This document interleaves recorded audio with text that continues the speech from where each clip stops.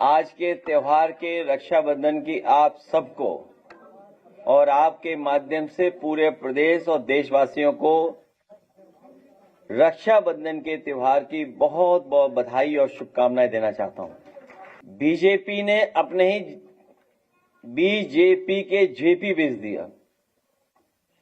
BJP ने JP भेज दिया है और उनका बस चले बीजेपी के लोगों का तो बीजेपी भेज दें। तो कम से कम बीजेपी को ये तो ख्याल रखना ही चाहिए था कि जेपी बेचने से पहले बीजेपी में 2 शब्द तो उनके ही आते हैं और गठन के समय तो उनको आपने सम्मान देकर के तस्वीर रखी थी स्टेज पर।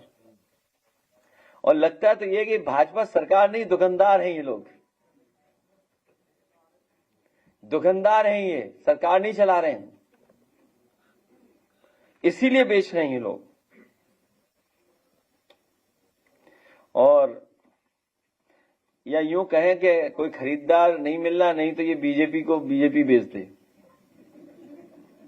बदनामी के डर से, नहीं तो बीजेपी को बेच देंगे लोग। कोई कमी थी, किसी कारण कोई करप्शन हुआ था तो 10 साल तक क्या जांच करते रहे ये लोग।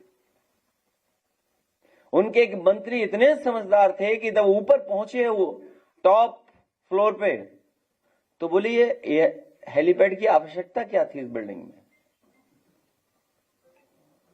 वो अलग बात है कि दूसरे काम को देखने जब गए, जब कुदाल उनकी नहीं काम की, कुदाल भी काम नहीं की, खोदते रहे, तो उन्होंने कहीं किनारा देखा, शायद वहीं खुद जाए तो देख लें उसको।